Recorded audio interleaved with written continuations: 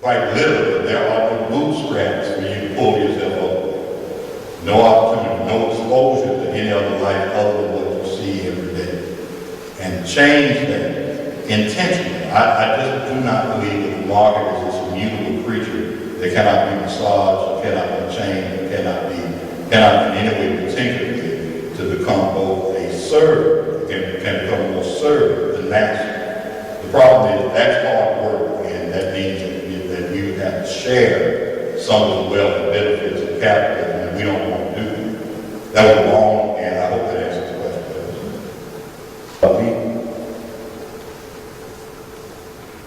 Because we try to get through to our legislators by email, but any suggestions as to how we can be more effective in talking to our legislators in Austin?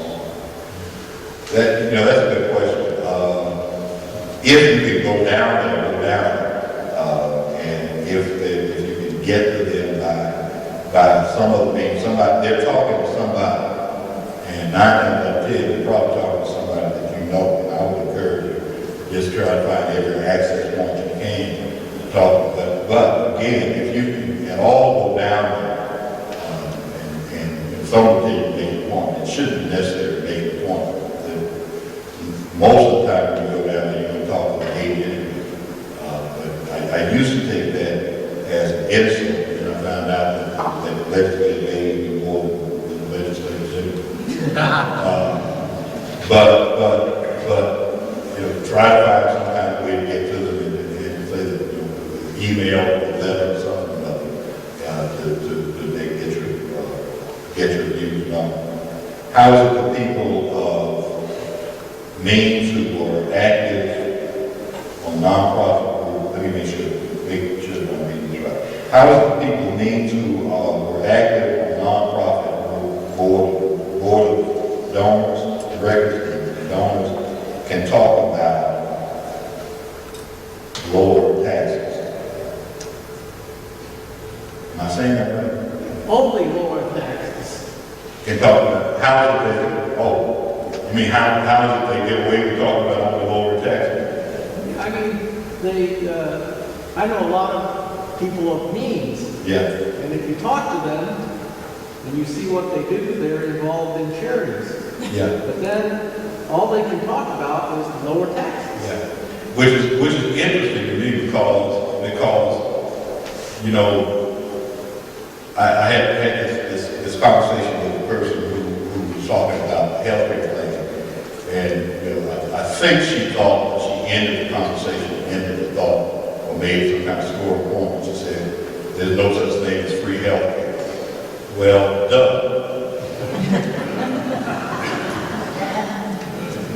no, there is no such thing as free health care. We are going to have to pay for it. The idea that we're going to have to pay more ought not to be a surprise to anybody. And ultimately, the things that we say we want in this country are things that we're eventually going to have to pay for through higher taxes, because there's not enough charity out there. There is not. If one of the most progressive churches that I know in terms of ministries that do social justice is Allen Temple Church in Jamaica, Queens, I believe, pastor by Floyd Flake, who was a former U.S. congressman. I think Larry Smith, he got like some 20-something nonprofits and for-profits associated with his church, everywhere from housing to job training, education, 20-something nonprofits. And none of the nonprofits are small nonprofits that are associated with all the 21 nonprofits and for-profit. Well, they're also involved with strip malls and social enterprises. I doubt seriously if they've been able to eradicate poverty in Jamaica, Queens. So how many other churches are going to have to get 10, 15 nonprofits to be able to address problems? And with that, how many other churches are going to have to do it?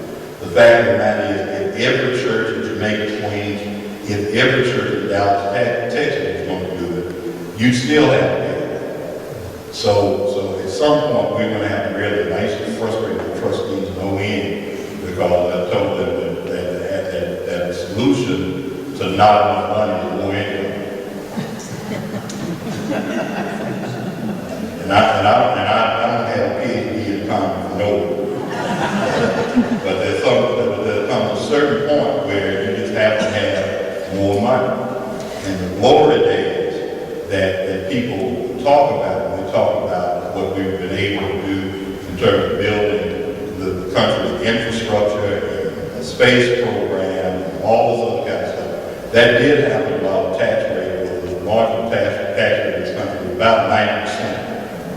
And when Kennedy talked about lowering it, he was talking about lowering it from about 90 to 1%. So it's not as if, I think now it's like 30 to 35%. So now, we're trying to carry the burden of everything we've been doing, plus 33. Thank you. But now we're trying to carry the burden of not only the damage that we've caused, all we've been doing, and cut taxes at the same time. And there comes a certain point where that's just not going to work unless you decide. I tell people, what we're doing in the country now is like, because we always like to make this country analogous to a household. What we're doing now is similar to a household, calling a family meeting, saying, gas is high, groceries are high. So in order to afford more gas and more groceries, we're going to drop out of school and quit. That's how much sense it makes. Robert Northwest, CFO, Edward Reed, my first president, Yeah. they have a book out now that explains how they did that. Right. And so certain churches want to focus on the African American church and starts to all the churches Right. in terms of the economic strategies. Right. And Flake has a marvelous operation. I think the deal with Flake is it's a tremendous, it is a tremendous, or can be, a tremendous burden on the church that does not have sufficient infrastructure. And most churches that I know, Northaven might be an exception, but most churches that I know of don't have that infrastructure. And building that type of infrastructure in and of itself is time consuming. There are ways you can account for that, mitigate the pain of it, but it is one of those situations that you have to be committed to working.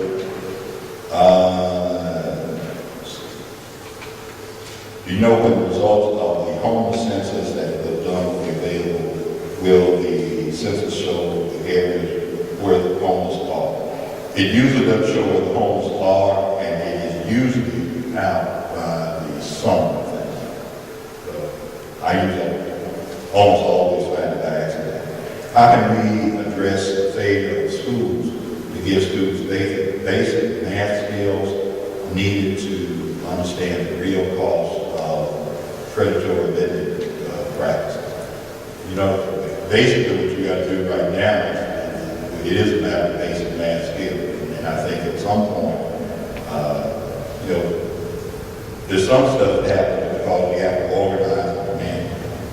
And right now, I don't think that it is a huge secret that our children are not receiving a decent basic education.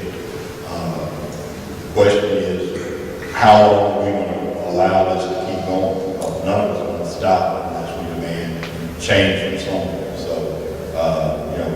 there's going to be there are going to be two ways to address it. One, you can demand from the public school, but we also have to sometimes kind of figure out ways that we can make up for what's not happening in school.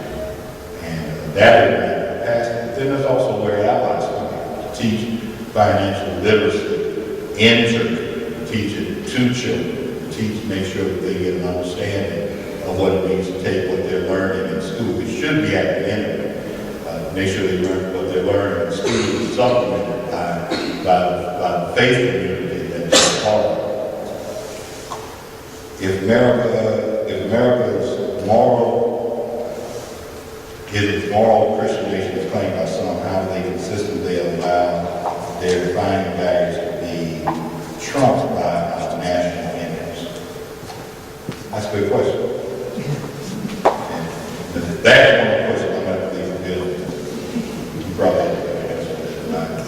I just think that it's a matter of us understanding more what our faith means authentically, genuinely, and learning and teaching the difference between what I refer to as authentic Christian faith and American civil religion, and know the difference between the two and understand that being a good Christian will make you a patriot, if you will, but it will not make you a nationalist.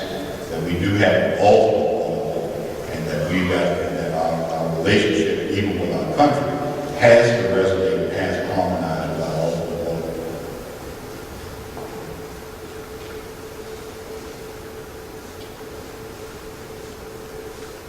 If it's inappropriate for us to speak for people who can speak and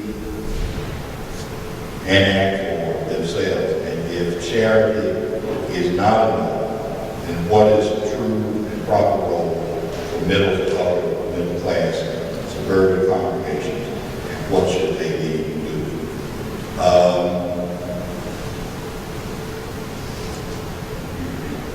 It's inappropriate for us to speak for people who can speak and act for themselves. And if charity is not enough, then what is the proper role for middle to upper middle class suburban congregations, and what should they do? I don't think it's ever appropriate to speak for people who can speak for themselves. That's one of the part. Those of us who have been involved in IAF and remember what the iron rule is, never give anybody what they can do for themselves. And I think people have marvelous capacity that they are given the tools and resources to do for them. I think what's really important is that those of us who have, again, become advocates, resource, and build relationships with those who don't have, and to be able to speak up for them in places where they aren't present. I think that's incredibly important. And understand, when we talk about something as fundamental as public education, it really is to me kind of a dramatic question that we're asking, because for those of us who are first of all, for those of us who may have our children in private school, we don't get exempted from paying for public education. We pay the tax for the school district, and we pay for the tuition in private school, which says something about the nature of education. That says that there is something about what's happening in public school that is going to be valuable not only to me, but even as a child that I am privately educated. That there's a workforce, or there is competition out there that is necessary for my child to have, even though they're getting a different kind of education. When you're asking about why should we continue, for instance, to fund public education, you have to ask yourself, are you comfortable with the idea of a little boy or a little girl in South Dallas or Southern Dallas being my son or my daughter's competitor? Because that's what you're doing. You're funding the education that should make them not only your son or your daughter's employee, but it should be, if it's done well enough, making your son or daughter's competitor. How comfortable are you with that? And how comfortable are you with making sure that if that is being done in every area, that to the extent that people desire to and are able to and willing to enjoy the privileges and some of the access and opportunities that you have in life, comfortable making sure that we make real the public commitment that we've had to the social infrastructure that is designed not to leave people behind who want to be able to progress in the world. That's the challenge there. What should you do? Not patronizingly speak for them, but authentically